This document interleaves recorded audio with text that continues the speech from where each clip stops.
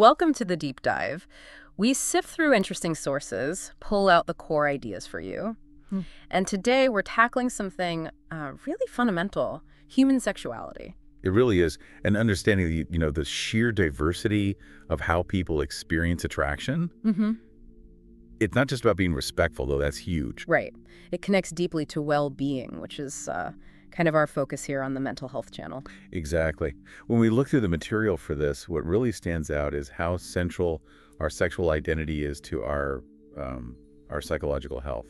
Getting that validation, that understanding, it makes a world of difference. Absolutely. So, okay, our mission today, we're going to explore 10 different sexual orientations. We've got some really thoughtful research articles. Yeah, good stuff. And we want to use them to, educate a bit, hopefully promote some acceptance, and really flag some key mental health points along the way. So by the end, you should have a much richer picture of this part of being human.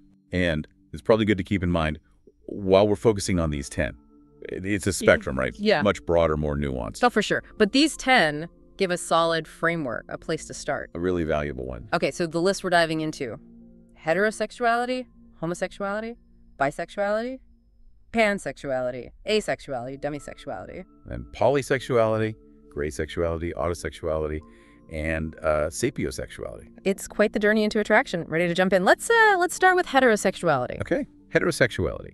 The definition in our sources is pretty straightforward. Sexual attraction to people of the opposite gender. Right, and it's, often seen as the most common, the most socially accepted, kind of the default in many places. It is. But, and this is what the material really highlights, that doesn't mean it's without its own complexities. Ah, okay. Because I think there's sometimes this idea that, well, if you're straight, sexuality isn't really a source of stress. That's exactly the misconception our sources push back on. Even within heterosexuality, people can face real mental health challenges. Like what, for example? Well, the material points to things like really rigid societal expectations, gender roles within heterosexual relationships, feeling pressured to fit into those boxes of masculine or feminine can cause, dissatisfaction, anxiety even. If you feel you don't measure up somehow. Exactly. Or pressure about the relationship path itself. Marriage, kids, the whole script. Right. If that doesn't fit your desires, it can lead to stress, feeling inadequate. That's a really valuable point. So even the quote-unquote norm isn't immune to pressure. Good reminder for, anyone in mental health fields not to make assumptions. Absolutely critical. Oh. Okay, moving on then. Let's talk about homosexuality. Right, homosexuality, attraction to the same gender, so gay men, lesbian women. We know acceptance has grown in many places, but what do the sources say about the ongoing mental health side? Well, they really underscore that, despite progress, Yeah. homosexual individuals often still face significant hurdles. Discrimination, stigma, even legal fights, depending on where you are in the world. That constant background noise of negativity must take a toll. A very real toll. And the material references, research showing, higher rates of depression, anxiety, sometimes substance abuse in the community. And that's linked back to? Often directly linked back to experiencing that societal rejection or internalizing those negative messages, that idea of internalized homophobia. Ah, right. So it's not just external pressure, it's how it gets inside. Precisely. Which makes the kind of mental health support needed really specific, doesn't it? It's not just general wellness tips. No, it has to be about affirming their identity. Yes. And giving actual coping strategies for dealing with those external pressures and the internal fallout. Yeah. For listeners, understanding this is, it's key to being a good ally, recognizing those unique struggles. Definitely. Okay, let's pivot now to bisexuality. What are the unique angles our sources bring up here? So bisexuality, defined in the material as attraction to more than one gender. Pretty clear. But what's really highlighted is this specific type of prejudice they often face. It's called biphobia. Biphobia? Right. How does that actually, show up? Well, the material we looked at points out that bisexual people can, unfortunately, get negativity from, both sides. Both sides, yeah. From heterosexual communities, maybe skepticism, harmful stereotypes about, promiscuity or being confused.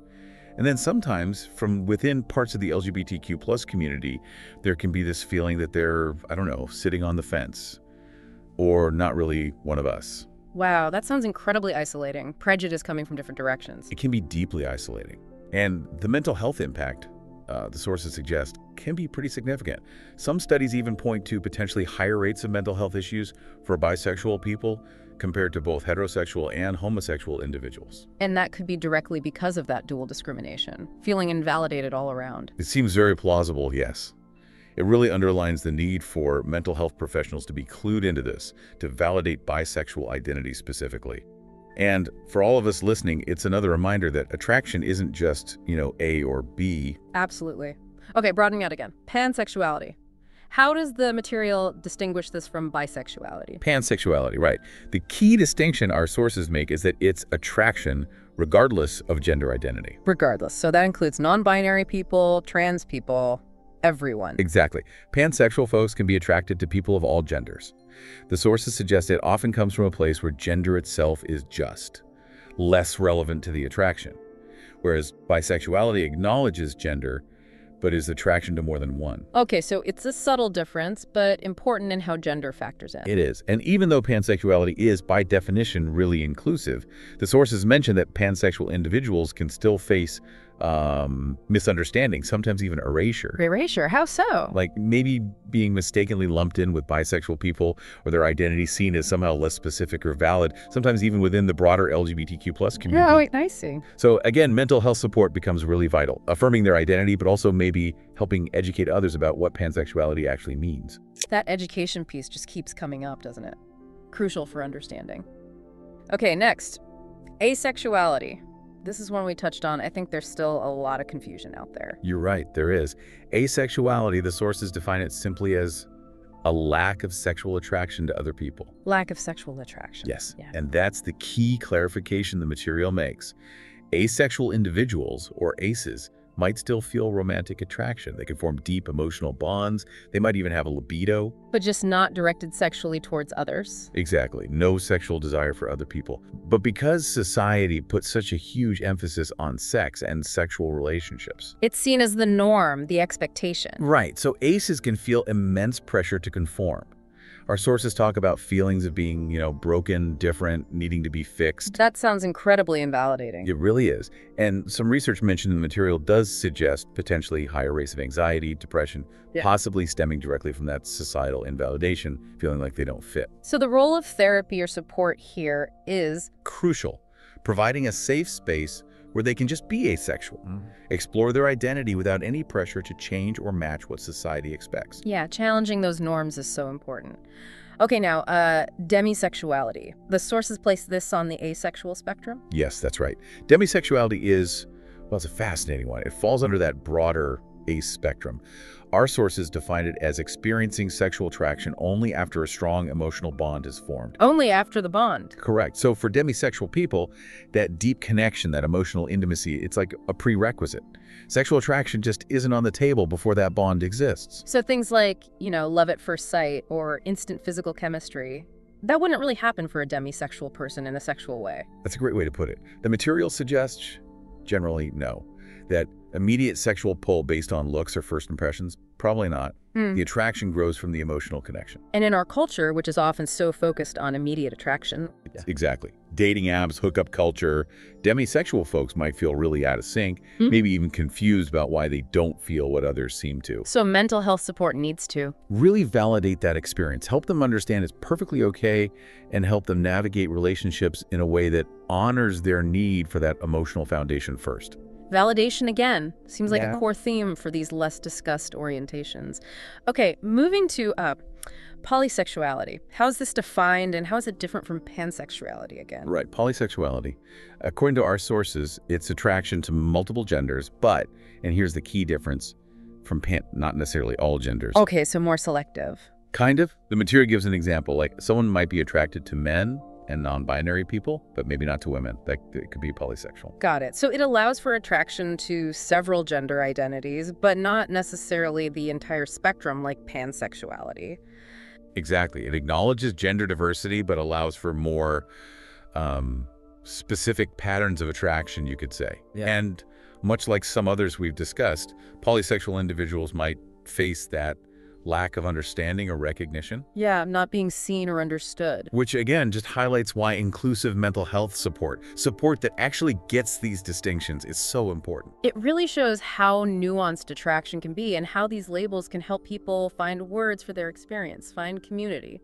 Okay, gray sexuality next. The name itself suggests a bit of a middle ground, right? That's a perfect way to think about it. Gray sexuality, or sometimes gray asexuality or gray ace. It describes people who experience sexual attraction, but only, say, infrequently.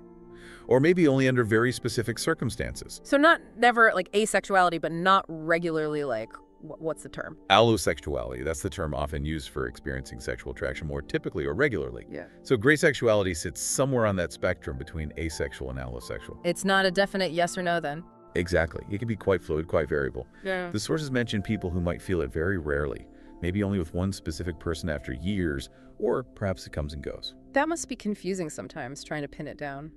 It certainly can be. Ah. And there might be pressure, internal or external, to pick a clearer label, which can cause anxiety.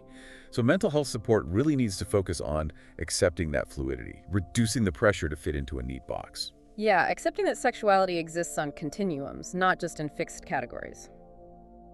Okay, two more. Let's talk autosexuality. This one, the sources suggest, might be less familiar. It probably is less familiar to many, yeah.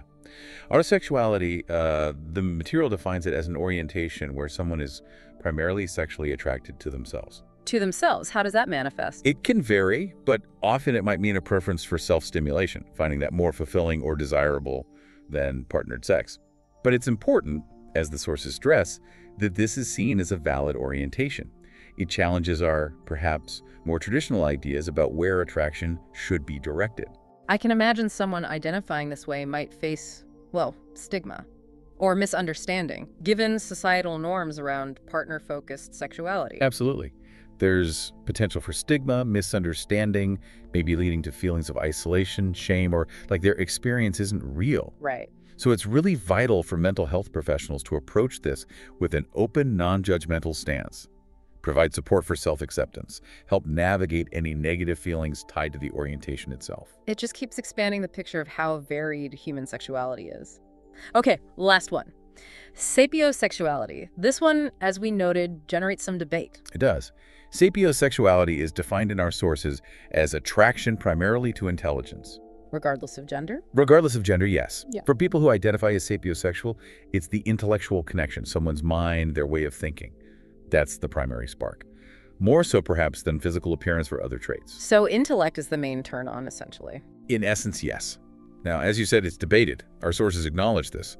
Some argue it's more of a strong preference than a distinct orientation like the others. But for those who identify with it, For them, it feels very real and central to how they experience attraction and form connections. So mental health support shouldn't dismiss it. It should focus on validating their experience of attraction, exploring how that focus on intelligence shapes their relationships, their choices, their well-being.